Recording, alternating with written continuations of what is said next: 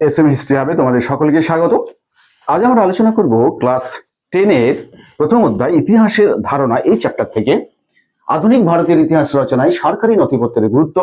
আবার এই প্রশ্নটি একটু ঘুরিয়ে দিতে পারে, সেটা কেমন, সরকারি নথিপত্র থেকে কিভাবে ইতিহাস রচনা করা যায়। 4 নম্বর এই যে প্রশ্নটি, এই প্রশ্নটি আলোচনা করার সময় অর্থাৎ এই প্রশ্নটির উত্তর লেখার সময় আমরা বেশ কয়েকটা পয়েন্টে ভাগ করে করে উত্তরটি লিখে নেব, যাতে তোমাদের বুঝতেও সুবিধা হবে, মনে রাখতেও সুবিধা হবে। এবং এই যে 4 নম্বরের প্রশ্নের উত্তরটি আমরা লিখবো, সেক্ষেত্রে শুধুমাত্র কিন্তু 4 নম্বরের উত্তরই দেখছি তা নয়, এই 4 নম্বরের যে উত্তরটি লিখবো সেই উত্তরের মধ্যেই কিন্তু ছোট ছোট প্রশ্নগুলি অর্থাৎ 1 নম্বর বা 2 নম্বরের কি কি প্রশ্ন হতে পারে সে বিষয়েও আমরা বিস্তারিত আলোচনা এখানে করে নেব। এবং যদি তোমরা একটু মনোযোগ দিয়ে এবং শেষ পর্যন্ত ধৈর্য ধরে ক্লাসটি দেখে থাকো, তাহলে অবশ্যই নিজেরাই তোমরা এই ছোট ছোট প্রশ্নগুলি এখান থেকে বেছে নিতে পারবে এবং সেই প্রশ্নের উত্তরও তোমরা নিজেরাই করতে পারবে। তাই আমি তোমাদের অনুরোধ করব যে তোমরা অন্তত ক্লাসটি একটু ধৈর্য ধরে দেখার চেষ্টা করো। তো চলো শুরু করা যাক আমাদের এই আলোচনাটি। প্রথমে আমরা সূচনাতে দেখে নেব কি লেখা যেতে পারে। সূচনা, সরি, সূচনাতে আমরা লিখব সরকারি নথিপত্র ভারতের ইতিহাস রচনার ক্ষেত্রে অত্যন্ত গুরুত্বপূর্ণ ভূমিকা গ্রহণ করে থাকে এবং কোন কোন বিষয়গুলি এই সরকারি নথিপত্রের মধ্যে রয়েছে অর্থাৎ সরকারি নথিপত্রের যে উপভাগগুলি রয়েছে সেগুলি আমরা এই ভূমিকার মধ্যে দেখে নেব। সরকারি নথিপত্র একটু চেঞ্জ করে নি।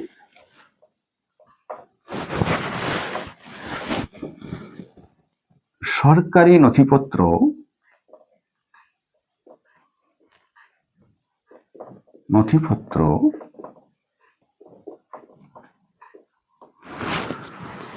আধুনিক ভারতের ইতিহাস রচনার ক্ষেত্রে আধুনিক ভারতের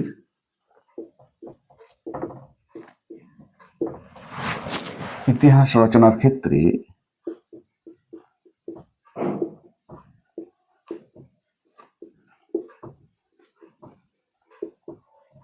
কি করে, অত্যন্ত গুরুত্বপূর্ণ ভূমিকা পালন করে। ক্ষেত্রে অত্যন্ত গুরুত্বপূর্ণ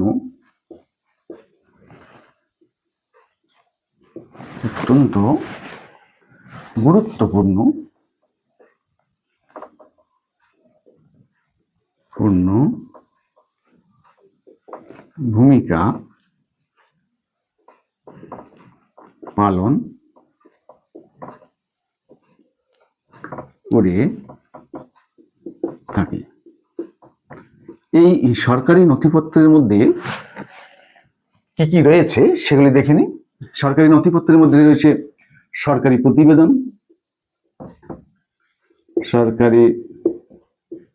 প্রতিবেদন, আমরা এর আগের ক্লাসে আধুনিক ভারতের ইতিহাস রচনার, বিশেষ করে ইতিহাস রচনার উপাদানগুলি সম্পর্কে আলোচনা করেছি। যদি তোমরা দেখে না থাকো তাহলে সেই ক্লাসটি আগে দেখে নিতে পারো, তাহলে তোমাদের এই ক্লাসটি বুঝতে অনেকটাই সুবিধা হবে। সরকারি প্রতিবেদন, সরকারি চিঠিপত্র,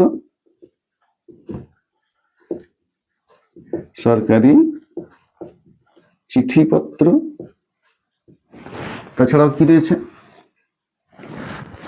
সরকারের বিভিন্ন দপ্তরের রিপোর্ট, অর্থাৎ সরকারি রিপোর্ট কথাটা লিখতে পারি, সরকারি রিপোর্ট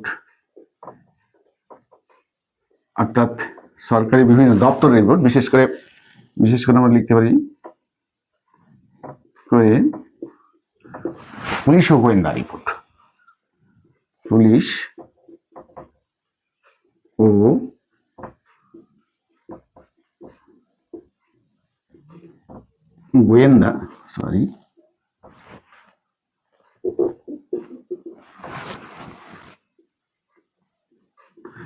গোয়েন্দা রিপোর্ট।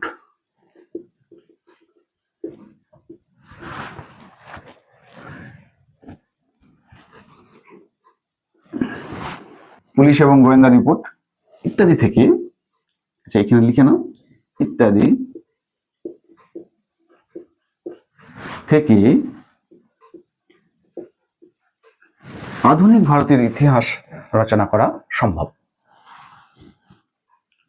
থেকে বা ইত্যাদি থেকে তথ্য নিয়ে লিখতে পারি, তথ্য নিয়ে ঐতিহাসিকেরা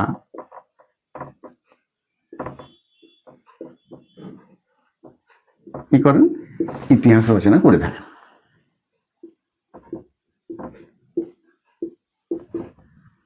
রচনা করে থাকেন বা এই তথ্যগুলি ইতিহাস রচনায় একটি গুরুত্বপূর্ণ ভূমিকা পালন করে থাকে। তাহলে আমাদের সূচনাটি হয়ে গেছে। এরপরে আমরা পরপর এই যে সরকারি প্রতিবেদন, সরকারি চিঠিপত্র, সরকারি রিপোর্ট, বিশেষ করে গোয়েন্দা আর পুলিশ রিপোর্ট, এগুলি একে একে আমরা আলোচনা করে নেব।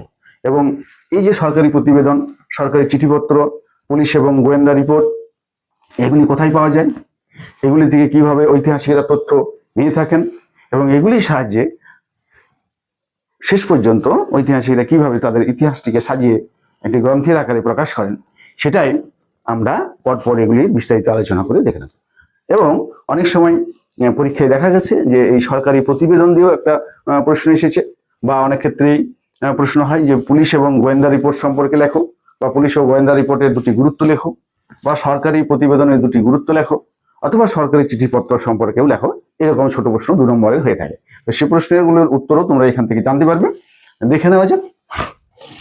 আমরা এইবার এই সরকারি প্রতিবেদনের একটা বিস্তারিত আলোচনা করে নিই। প্রথমে তাহলে ক খ করে আলোচনা করতে পারি। সরকারি প্রতিবেদন, হ্যাঁ, সরকারি প্রতিবেদন।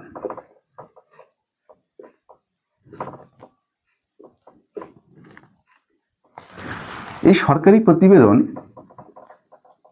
কি করে না, এই সরকারি প্রতিবেদন থেকে তৎকালীন সমাজের, অর্থাৎ সরকারি প্রতিবেদনগুলি অর্থাৎ এই তথ্যগুলি যে সময়কার, সেই সময়কার সামাজিক, রাজনৈতিক, অর্থনৈতিক সহ সমাজের বিভিন্ন দিক তো আলোচনা করেই, এবং সেই সঙ্গে সঙ্গে সমগ্র দেশের নানা বিষয় নিয়ে তথ্য সরবরাহ করে থাকে, এবং সেই তথ্যগুলি ইতিহাস রচনার ক্ষেত্রে একটা গুরুত্বপূর্ণ ভূমিকা পালন করে থাকে।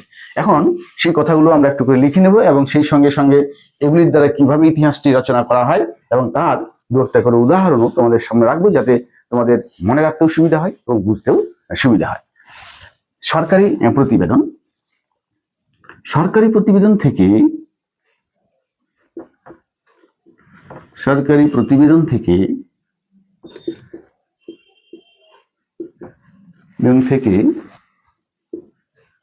তৎকালীন সময়ের, অর্থাৎ প্রতিবেদনগুলি যে সময়ের লেখা, তৎকালীন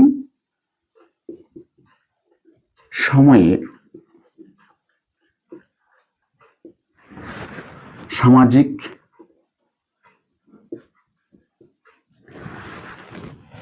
রাজনৈতিক,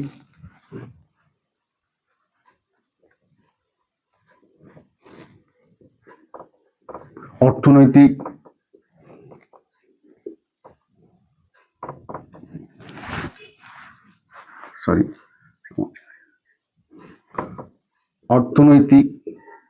ও অন্যান্য বা নানা বিষয় সম্পর্কে ও নানাবিধ বিষয়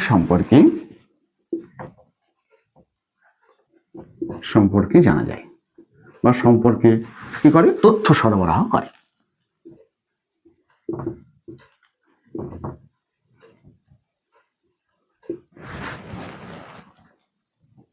করে থাকি। কিভাবে? যেমন ধরো এই সরকারি যে প্রতিবেদন, সেই সরকারি প্রতিবেদনগুলি, বিশেষ করে আমরা এই যে সরকারি প্রতিবেদনের কথা পড়ছি, আধুনিক ভারতের ইতিহাসের কথা, এই আধুনিক ভারতের ইতিহাসের অধিকাংশ সময়টা কি ছিল, ব্রিটিশ শাসিত ভারত। অর্থাৎ ওই সময়টার বেশিরভাগটা কি, পুরোটাই বলতে পারো, ভারতে ইংরেজরা শাসন করে গেছে। সুতরাং এই যে প্রতিবেদন বা সরকারি যে সমস্ত নথিগুলো রয়েছে, সেই সমস্ত নথিগুলো কোথায় কোথায় সংরক্ষিত আছে, সেই সমস্ত নথিগুলো সাধারণত ভারতের ক্ষেত্রে আমরা আলোচনা করেছি আগের ক্লাসে, যে সরকারি যে মহাপেজখানা, কেন্দ্রীয় মহাপেজখানা এবং রাজ্য মহাপেজখানা, সেই সমস্ত মহাপেজখানাগুলিতে কি আছে না, এই সরকারি তথ্যগুলি সংরক্ষিত রয়েছে বা জমা রাখা আছে। এছাড়াও যেহেতু ভারতবর্ষের আধুনিক ভারতের ইতিহাস মানেই ব্রিটিশ শাসিত ইতিহাস, সুতরাং বহু তথ্য অর্থাৎ এই সরকারি নথিপত্র সেগুলি কিন্তু ভারত থেকে নিয়ে গিয়ে কোথায় রাখা হয়েছে না ইংল্যান্ডে রয়েছে, বা ইংল্যান্ডেও বহু নথি রচিত হয়েছিল, সেগুলি ইংল্যান্ডে রয়ে গেছে, লন্ডনের ইন্ডিয়া হাউস এবং লন্ডনে যে আমরা বলতে পারি সেখানে ভাইসরয় যে অফিস রয়েছিল সেই অফিসেও কিন্তু প্রচুর পরিমাণের সরকারি নথি জমা রয়েছে, এবং সেগুলি থেকে তথ্য নিয়ে ঐতিহাসিকেরা তাদের ইতিহাস রচনার ক্ষেত্রে কি করে না অনেকটাই সাহায্য পেয়ে থাকেন, এবং সেই সমস্ত তথ্যগুলিকে নিয়েই তারা ভারতবর্ষের ইতিহাস বেশিরভাগ ক্ষেত্রে রচনা করে থাকেন। আমরা আর বেশি লিখবো না, একটু লিখে নিতে পারি যে এই সরকারি যে প্রতিবেদন, সেই সরকারি প্রতিবেদন থেকে সামাজিক ক্ষেত্রে কি কি জানা যায়, অর্থনৈতিক ক্ষেত্রে কি কি জানা যায়, এবং রাজনৈতিক ক্ষেত্রে কি কি জানা যায়, সেটা আমরা একটু সংক্ষেপে আলোচনা করে নিতে পারি। তোমরা প্রয়োজন হলে সেগুলি লিখে নিতে পারো, এবং লিখে নিলে তোমাদের সুবিধা হবে।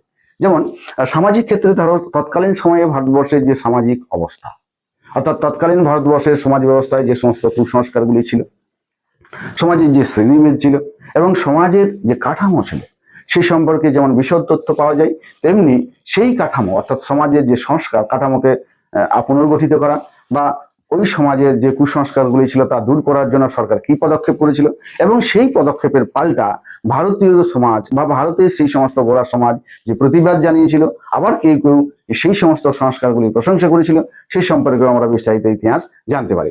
যেমন আমরা জানতে পারি সতীদাহ প্রথার বিরুদ্ধে সে সময় তীব্র আন্দোলন হয়েছিল, এবং সেই আন্দোলনে গুরুত্বপূর্ণ ভূমিকা গ্রহণ করেছিলেন রাজা রামমোহন রায়, এবং তিনি সরকারকে চিঠি দিয়ে এই যে কুসংস্কারটি দূর করার একটা চেষ্টা করেছিলেন, তারও তথ্য আমরা এই প্রতিবেদন থেকে বিস্তারিতভাবে পেয়ে যাই। এরপরে আমরা দেখে নেব রাজনৈতিক কি বিষয়, অর্থাৎ রাজনৈতিক ক্ষেত্রে কি কি বিষয়গুলি জানা যায়। যেমন রাজনৈতিক ক্ষেত্রে আমরা সেই সময়ের দেশের কাঠামো, দেশে ব্রিটিশ সরকারের যে আগ্রাসী নীতি, রাজ্য বিস্তার নীতি, সে সম্পর্কে এই তথ্যগুলি থেকেই আমরা কি পেয়ে থাকি, বিস্তারিত তথ্য পাই, এবং সেখান থেকে ঐতিহাসিকরা ইতিহাস রচনা করে থাকেন। তাছাড়া তৎকালীন সময়ে ব্রিটিশ সরকারের বিরুদ্ধে যে সংগ্রামগুলি হয়েছিল, বিশেষ করে যে এই আন্দোলনগুলি ব্রিটিশ সরকারের বিরুদ্ধে, যেমন ধরো সাঁওতাল বিদ্রোহ, সিপাহী বিদ্রোহ, তাছাড়াও আরো ওয়াহাবি আন্দোলন, এবং আরো বহু বহু আন্দোলন ইংরেজ সরকারের বিরুদ্ধে ভারতীয় যে সংগ্রামীরা করেছিলেন, সেই সমস্ত সংগ্রামের একটা বিস্তারিত বিবরণ আমরা এই তথ্যগুলি থেকে পেয়ে থাকি। অর্থনৈতিক ক্ষেত্রে যেমন ধরো সেই সময়ের মানুষের অর্থনৈতিক অবস্থা, অর্থাৎ মানুষের জীবনযাপনের ক্ষেত্রে অর্থনৈতিক অবস্থাটা কেমন ছিল, এবং মানুষ কিভাবে জীবনযাপন করত, ভারতবর্ষের মানুষের কর্মকাণ্ড কি ছিল, তৎকালীন সময়ে রাষ্ট্র ব্যবস্থায় বা ব্রিটিশ শাসনাধীন ভারতবর্ষে কর কাঠামো কেমন ছিল, জমি বন্দোবস্ত সম্পর্কে এখান থেকে তথ্য পাওয়া যেতে পারে।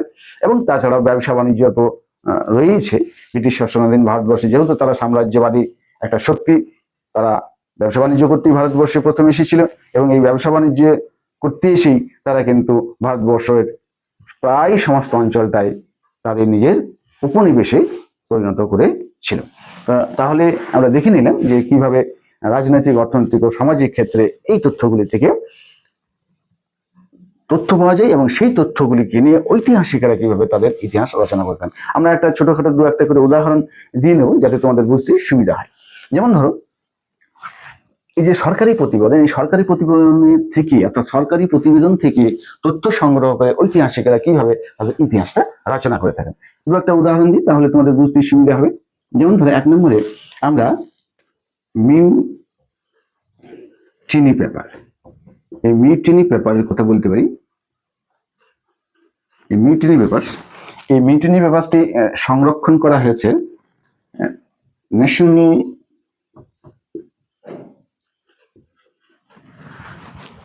আর্কাইভস অফ ইন্ডিয়ার সংগ্রহশালায় বা ইন্ডিয়ায়, যেটাকে সংক্ষেপে কি বলা হয়, NAI। এখানে এই ন্যাশনাল আর্কাইভস অফ ইন্ডিয়া অর্থাৎ জাতীয় মহাফিজখানায় যে মিউটিনি পেপার রাখা রয়েছে বা সংরক্ষিত রয়েছে, সেখান থেকে তথ্য নিয়ে ঐতিহাসিকরা কিন্তু বহু ইতিহাস রচনা করেছেন সিপাহী বিদ্রোহ সম্পর্কে। একজন ঐতিহাসিকের নাম আমরা এই প্রসঙ্গে বলতে পারি, যিনি এখান থেকে তথ্য নিয়ে তার ইতিহাস রচনা করেছেন বা তার ইতিহাস রচনায় এই তথ্য একটা গুরুত্বপূর্ণ ভূমিকা রেখেছিল। তিনি সেই ঐতিহাসিকের নাম কি না, সেই ঐতিহাসিকের নাম হচ্ছে ডালরিম্পেল, অর্থাৎ ঐতিহাসিকের নাম আমরা লিখে নিখেন, একটু তোমরাও লিখে নিতে পারো।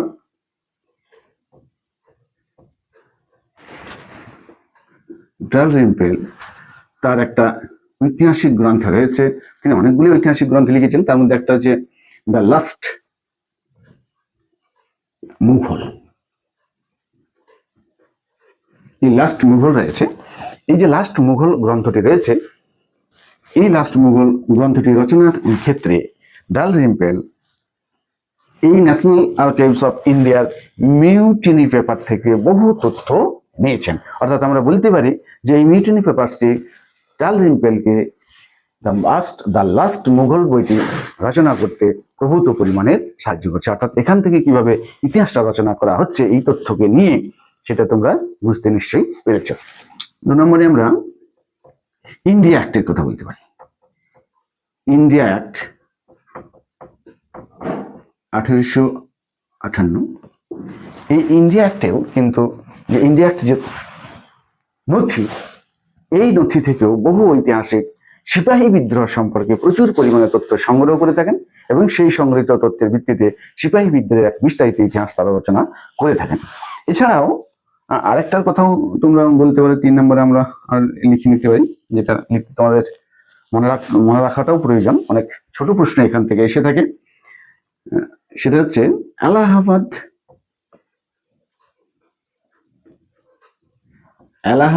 প্রোক্লেমেশন।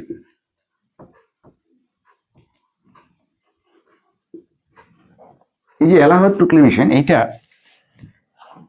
এটাকে আমরা কি বলে থাকি, এটা ইংরেজি শব্দ, বাংলায় আমরা বলে থাকি এলাহাবাদের ঘোষণাপত্র, যেটা মহারানীর ঘোষণাপত্র নামে পরিচিত।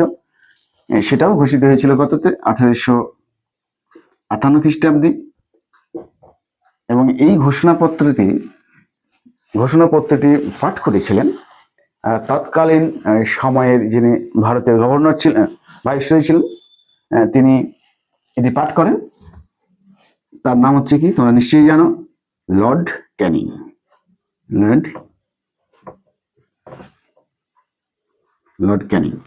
লর্ড ক্যানিং এই ঘোষণাপত্রটি পাঠ করেন এলাহাবাদের মিন্টু পার্কে। তবে সেই এলাহাবাদ কিন্তু আর নেই, কারণ এলাহাবাদের নাম পরিবর্তন হয়ে গেছে, সেটাও তোমাদের মনে রাখার প্রয়োজন। এলাহাবাদের নাম পরিবর্তন হয়ে এখন কি হয়েছে, প্রয়াগরাজ। এই এলাহাবাদের নাম পরিবর্তন হয়ে বর্তমানে হয়েছে প্রয়াগরাজ, তাই তো?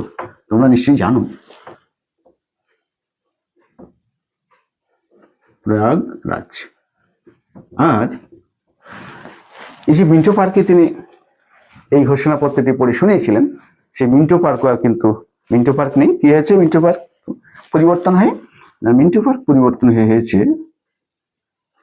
অর্থাৎ মিন্টো পার্কের নাম পরিবর্তন হয়ে গেছে পার্ক, সেটির নাম পরিবর্তন হয়ে গেছে পণ্ডিত মদন মোহন মালব্য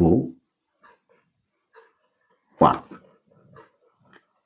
এটা মনে রাখার প্রয়োজন আছে, অনেক সময় বিভিন্ন কম্পিটিটিভ এক্সামে এই সমস্ত প্রশ্ন এসে থাকে এবং সেই সঙ্গে তোমাদের ক্লাসের পরীক্ষায় গিয়ে আসবে না, তারও কোনো গ্যারেন্টি নেই, সুতরাং এগুলোটি করে নেওয়া ভালো। তাছাড়া এখন থেকে এই ধরনের প্রশ্নপত্র তোমরা যদি করে রাখো, তাহলে ভবিষ্যতে তোমাদের কিন্তু অনেকটা সুবিধাই হবে, যদিও হয়তো পড়ার চাপ একটু বাড়বে।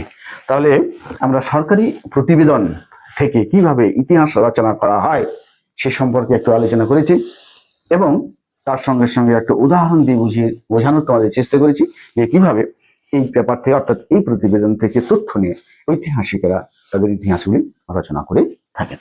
এরপরে চলে যাব আমরা পরের পয়েন্টে আমাদের কি হয়েছে, তাহলে এটা একটু মুছে নিই।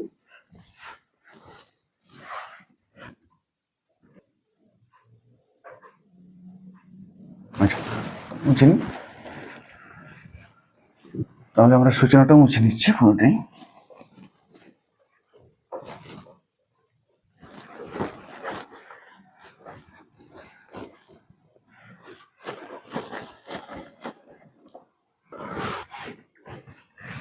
তাহলে আমরা দেখে নেবো আমাদের পরের পয়েন্ট হচ্ছে খ। পরের পয়েন্টটিতে কি রয়েছে, পরের পয়েন্টটিতে রয়েছে সরকারি চিঠিপত্র।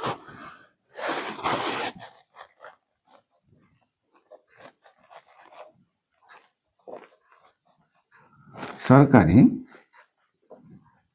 চিঠিপত্র, এই সরকারি চিঠিপত্র ইতিহাস রচনার ক্ষেত্রে অত্যন্ত গুরুত্বপূর্ণ। এবং আমরা দেখেছি যে সরকারের বিভিন্ন কর্মকাণ্ড করতে গিয়ে সরকারের বিভিন্ন দপ্তর অন্যান্য দপ্তরকে এবং বিভিন্ন ব্যক্তিবর্গকে বা বিভিন্ন আধিকারিককে কি করে থাকে, চিঠি পাঠিয়ে থাকে। এবং বিভিন্ন দপ্তরও তার জবাবে বিভিন্ন দপ্তর, প্রতিষ্ঠান এবং অধিকর্তারা এবং সেই সঙ্গে সঙ্গে সাধারণ জনগণও সরকারকে চিঠি পাঠিয়ে থাকে। তো এই সমস্ত চিঠিপত্রগুলিতে ইতিহাস রচনার উপযোগী অনেক তথ্যই থেকে থাকে, যেগুলি থেকে ঐতিহাসিকরা তথ্য সংগ্রহ করে তাদের ইতিহাস রচনায় অনেকটা সাহায্য পেয়ে থাকে। তাহলে সেটা একটু ছোট্ট করে আমরা লিখে নিতেও পারি যাতে তোমাদের বুঝতে সুবিধা হয়। লিখি একটু। সরকারের বিভিন্ন দপ্তর বা সরকারের বিভিন্ন দপ্তর তাদের কাজের প্রয়োজনে তাদের নির্দেশ অর্থাৎ কর্মকাণ্ডের নির্দেশ আর কি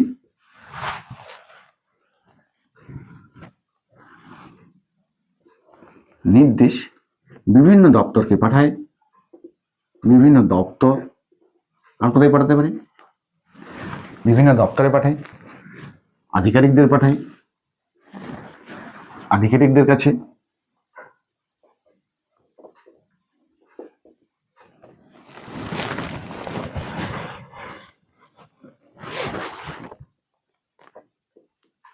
বা ব্যক্তি বা জনগণের কাছে, বা জনগণ লিখতে পারো তোমরা, বা জনগণের কাছে নিকট কি করে চিঠির মাধ্যমে পাঠায়।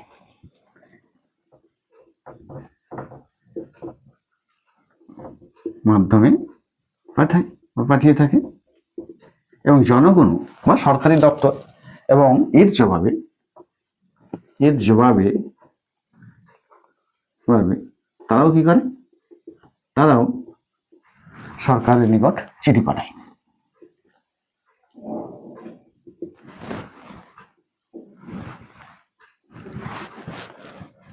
তারাও সরকারের কাছে জবাবি চিঠি পাঠায়।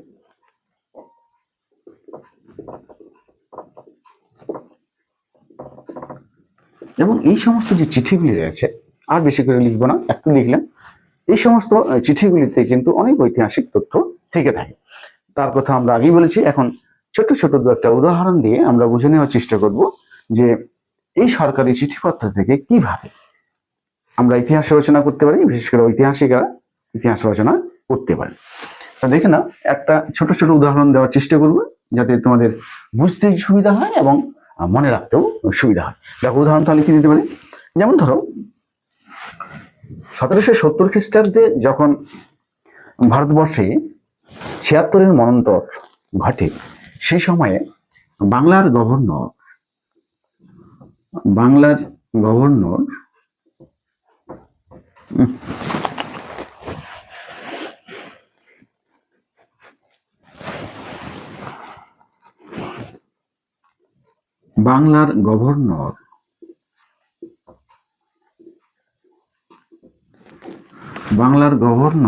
কি করলেন? বাংলার গভর্নর কাটিয়ারও নাকি লিখেন, ওয়ারেন হেস্টিংসের কাছে চিঠি পাঠান। অর্থাৎ কাটিয়ার ও ওয়ারেন হেস্টিংসের মধ্যে কি হয়, কাটিয়ার ও ওয়ারেন হেস্টিংস এর মধ্যে যে পত্রালাপ অর্থাৎ চিঠি আদান প্রদান হয়,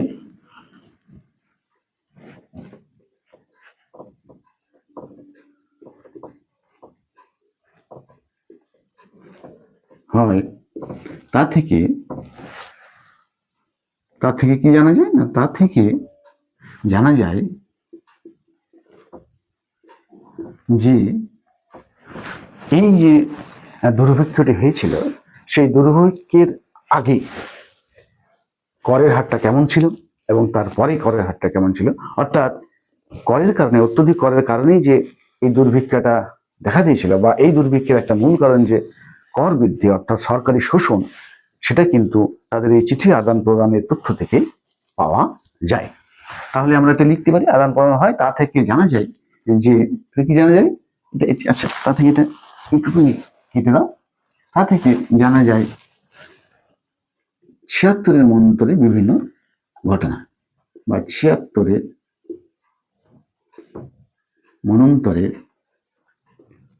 মনন্তরের কারণ গুলি। ঠিক আছে, আরেকটা উদাহরণ আমরা তোমাদের সামনে রাখছি যাতে তোমাদেরও বিষয়গুলি মনে রাখতে সুবিধা হয়। ২ নম্বর উদাহরণটা আমরা একটু দিতে পারি, যেমন ধরো ২ নম্বরে লিখছি, ঐতিহাসিক রমেশচন্দ্র মজুমদার। ঐতিহাসিক রমেশচন্দ্র মজুমদার, ঐতিহাসিক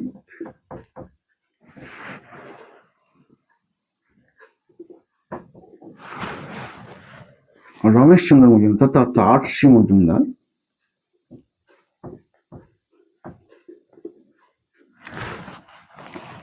তার একটা বিখ্যাত ঐতিহাসিক গ্রন্থ রচনা করেছিলেন। সেই গ্রন্থে প্রয়োজনে চিঠিপত্র থেকে তিনি কিন্তু প্রচুর পরিমাণে তথ্য সংগ্রহ করেছিলেন, এবং ওই সরকারি চিঠিপত্রের তথ্যের ভিত্তিতে তিনি তার ওই ঐতিহাসিক গ্রন্থটিকে সমৃদ্ধ করে তুলেছিলেন। আমরা সেই ঐতিহাসিক গ্রন্থের নামটিকে উদাহরণ হিসেবে এখানে রাখতে পারি। সেই ঐতিহাসিক গ্রন্থটির তাহলে কি নাম?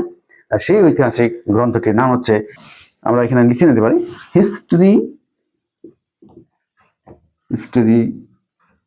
Of the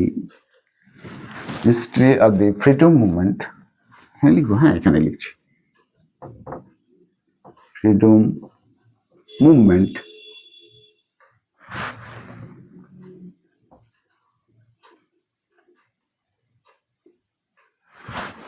of in India লিখো, in India, freedom movement in India. এই গ্রন্থটিতে তিনি যে তথ্যগুলি সরবরাহ করেছেন তার অধিকাংশই বহু চিঠিপত্র থেকে সংগ্রহ করেছিলেন। তাহলে আমরা দুটো উদাহরণ দিলাম তোমাদের বোঝা এবং মনে রাখার সুবিধার্থে। দেখো এখান থেকে তোমাদের এই যে ৪ নম্বরের প্রশ্ন ছাড়াও যদি ২ নম্বরের কোনো একটা প্রশ্ন এসে থাকে যে সরকারি এই চিঠিপত্রগুলি কিভাবে ইতিহাস রচনার ক্ষেত্রে গুরুত্বপূর্ণ ভূমিকা রেখেছিল, বা সরকারি চিঠিপত্র থেকে কিভাবে ইতিহাস রচনা করা যায়, তাহলে তোমরা নিশ্চয়ই উত্তরটা দিতে পারবে বলে আমার মনে হয়, তাই না? তো যাই হোক, আমরা এই পয়েন্টটি সেরে ফেলেছি। এরপরে আমরা লিখবো তার পরের পয়েন্টটি হচ্ছে কি, ১ নম্বরে আমরা সরকারি প্রতিবেদন লিখেছি, ২ নম্বরে সরকারি চিঠিপত্র লিখেছি। এখানে বেসরকারি কিছু চিঠিপত্রের কথাও আমরা লিখতে পারি, যেগুলি সরকারি চিঠি না হলেও ওই বেসরকারি চিঠিগুলি কিন্তু সেই সরকারের ঘাড়ি জমা পড়েছিল, সুতরাং সেগুলিও একদিক থেকে সরকারি চিঠি হিসেবেই গণ্য হয়ে থাকে। তাহলে আমরা সে কথাটাও লিখতে পারি, বেসরকারি চিঠিপত্র।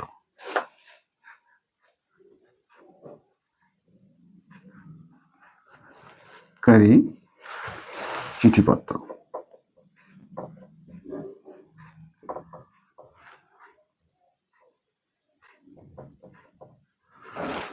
ব্রিটিশ শাসনাধীন ভারতে ব্রিটিশ সরকারের সঙ্গে ভারতের বহু পরিবারের চিঠির আদান প্রদান কিন্তু সেই সময় ছিল।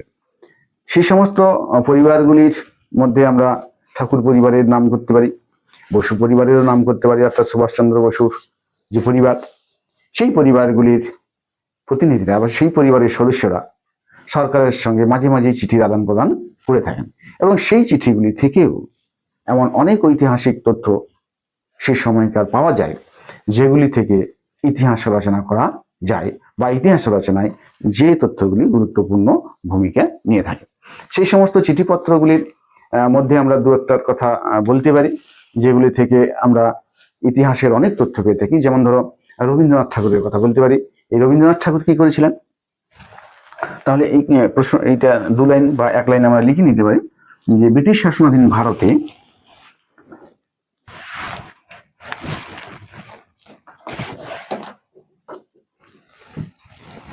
ব্রিটিশ শাসনাধীন ভারতে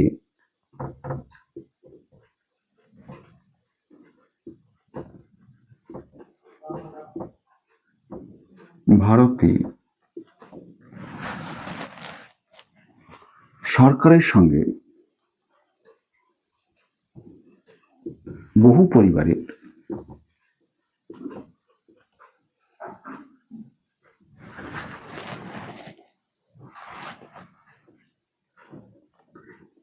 চিঠির আদান প্রদান ছিল।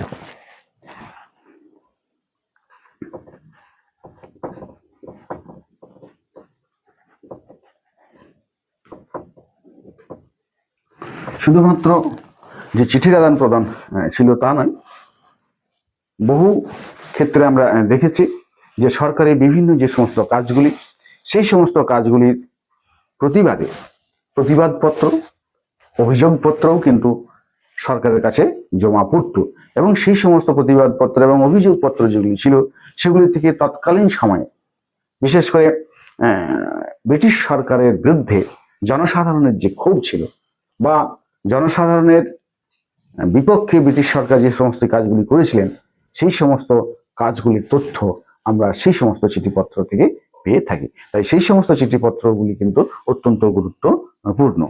তাহলে সে কথাটাও আমরা লিখতে পারি, চিঠিপত্র আদান প্রদান ছিল এবং তারা বিভিন্ন চিঠিপত্র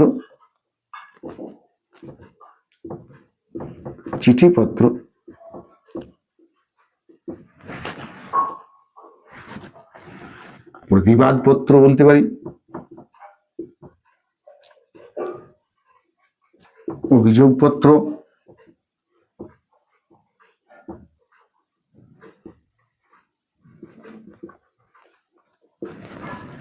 সরকারের কাছে পাঠাতেন।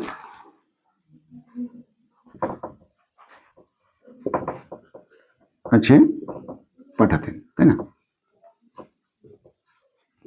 এবং সেগুলি থেকে বহু ঐতিহাসিক তথ্য আমরা সংগ্রহ করতে পারি, যেগুলি ইতিহাস রচনার ক্ষেত্রে গুরুত্বপূর্ণ ভূমিকা পালন করে থাকে।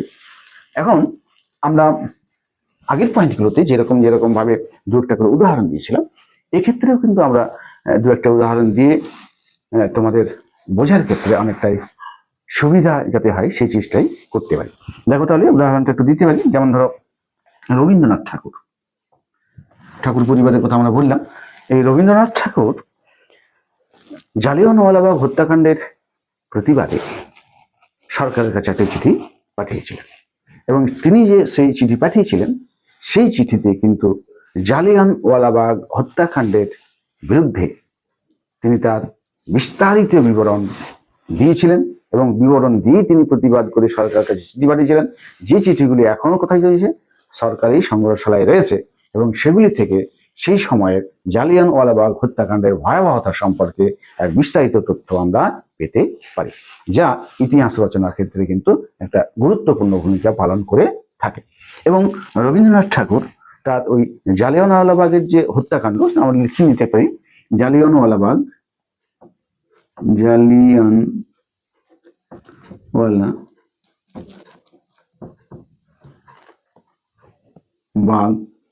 হত্যাকাণ্ডের প্রতিবাদে কি করেছিলেন? লর্ড চেমসফোর্ডের কাছে আর কি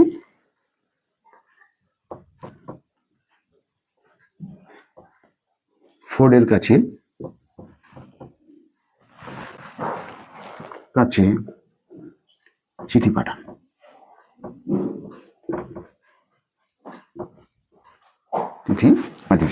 এবং সেই যে চিঠি, সেই চিঠি থেকেও আমরা অনেক তথ্য, ঐতিহাসিক তথ্য আর কি পেয়ে থাকি, যেটা ইতিহাস রচনার ক্ষেত্রে গুরুত্বপূর্ণ ভূমিকা পালন করে থাকে। এই জালিয়ানওয়ালাবাগ হত্যাকাণ্ডের প্রতিবাদে রবীন্দ্রনাথ ঠাকুর ইংরেজদের দেওয়া নাইট উপাধি ত্যাগ করেছিলেন। তোমরা জানো যে নাইট উপাধি ইংল্যান্ডের একটি সর্বোচ্চ সম্মান, এবং সেই সম্মানে রবীন্দ্রনাথ ঠাকুরকে সম্মানিত করা হয়েছিল। কিন্তু জালিয়ানওয়ালাবাগের যে হত্যাকাণ্ডে ব্রিটিশ সরকার নির্মমতা দেখিয়েছিল, তার প্রতিবাদে তিনি এই নাইটহুড উপাধি ত্যাগ করেন। এই প্রসঙ্গে তোমাদের একটা বিষয় জানিয়ে রাখি, যদিও সেটার প্রয়োজন তোমাদের ক্লাসের সিলেবাসে নেই, তবুও বলে রাখছি যেটা জানার প্রয়োজন রয়েছে, যে নাইটহুড উপাধি যারা পেতেন তারা একটা করে উপাধি পেতেন।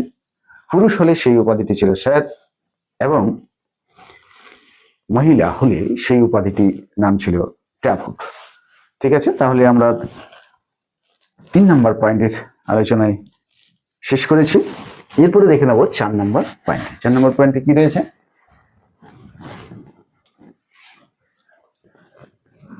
4 নম্বর পয়েন্টে রয়েছে সরকারি রিপোর্ট। ঘটা আগে সরকারি লিখব না,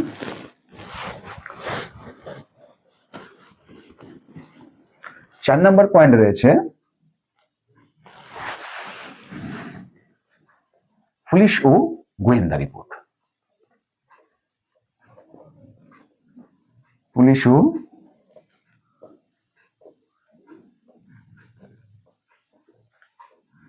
গোয়েন্দা রিপোর্ট।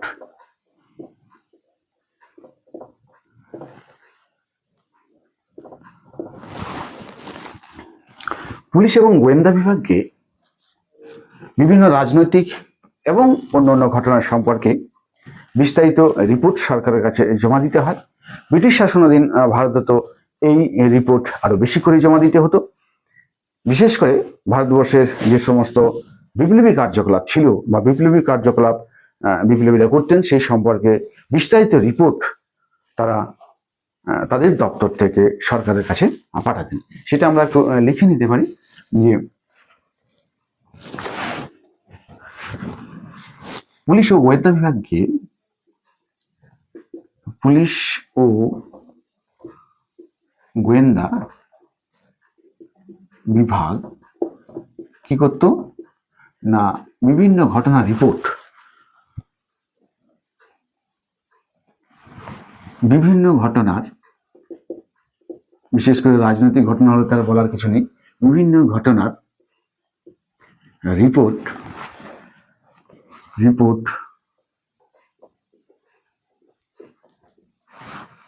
সরকারের কাছে পাঠাতো।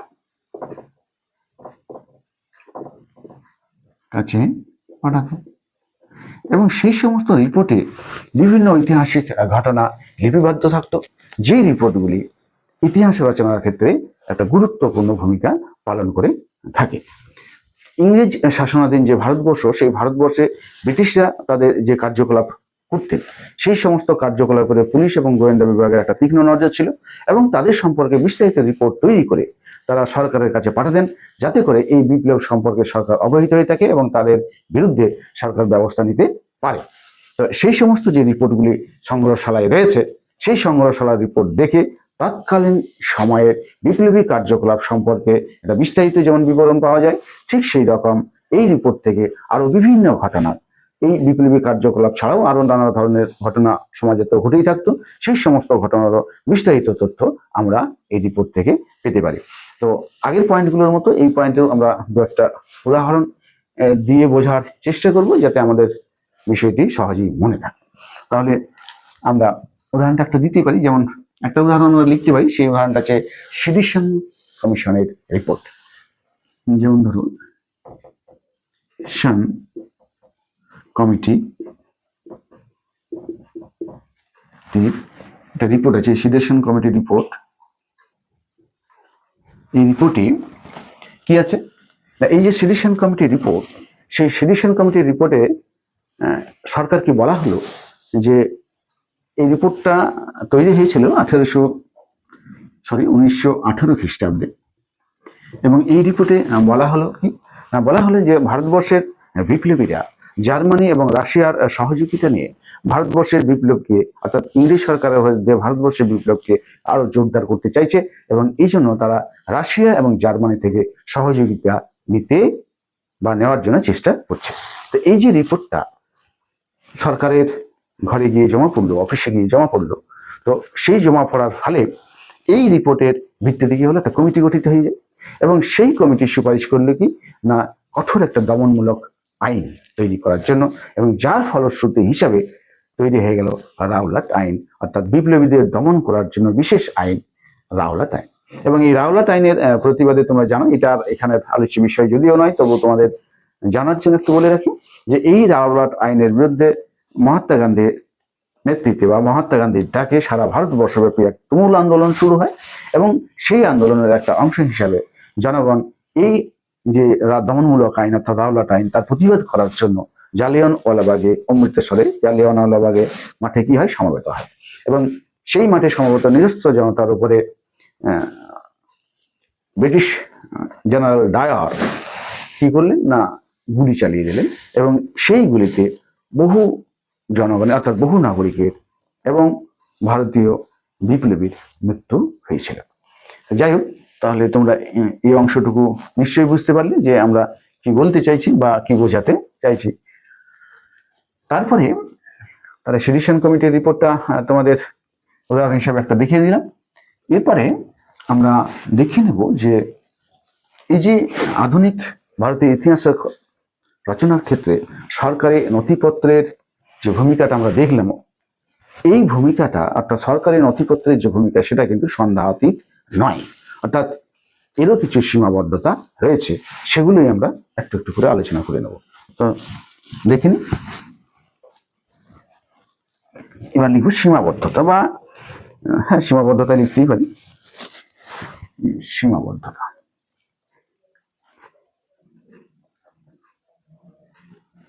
সীমাবদ্ধতা কি রয়েছে?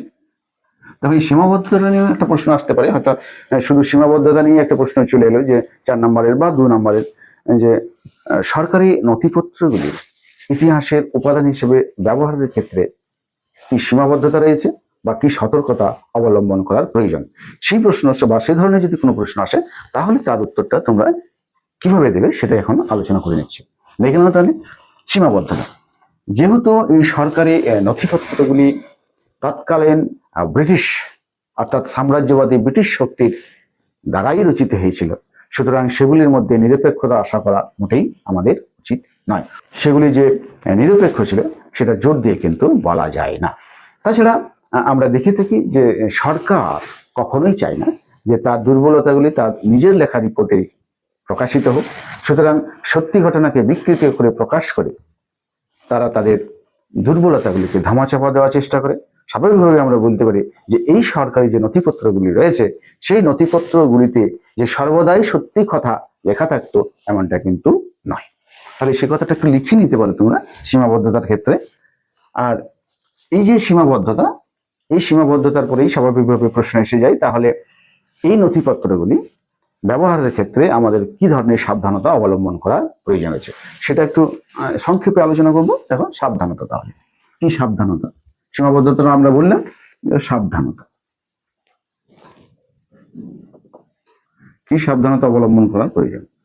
প্রথমে আমরা সাবধানতাকে অবলম্বন করার ক্ষেত্রে দুইটা পয়েন্ট করে নিতে পারি। প্রথম পয়েন্টে আমরা লিখে নিতে পারি যে নিরপেক্ষভাবে যাচাই করার একটা প্রয়োজনীয়তা রয়েছে। নিরপেক্ষ যাচাইয়ের ক্ষেত্রে নিরপেক্ষতা বা নিরপেক্ষভাবে যাচাই করা, এটাও নিরপেক্ষভাবে বিচার করাও লিখতে পারে। নিরপেক্ষ বিচার,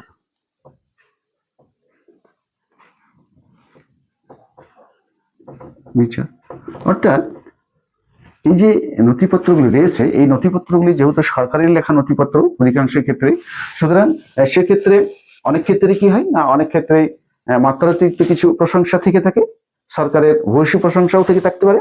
আবার অনেক ক্ষেত্রে কি হয় যে সত্যি ঘটনাকে বিকৃত করে সরকারের যে দুর্বলতা বা সরকারের যে খারাপ কর্মকাণ্ড সেগুলিকে ধামাচাপা দিয়ে চেষ্টা করে।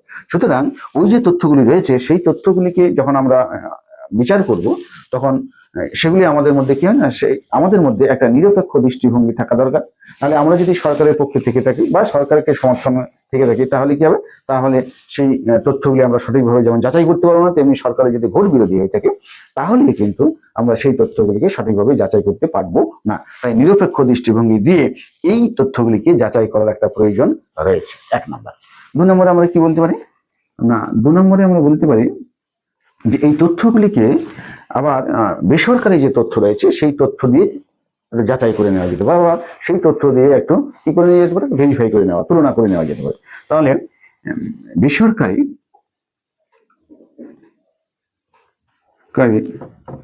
তথ্যের সঙ্গে সঙ্গে তুলনা করে নেওয়া বা যাচাই করে নেওয়া।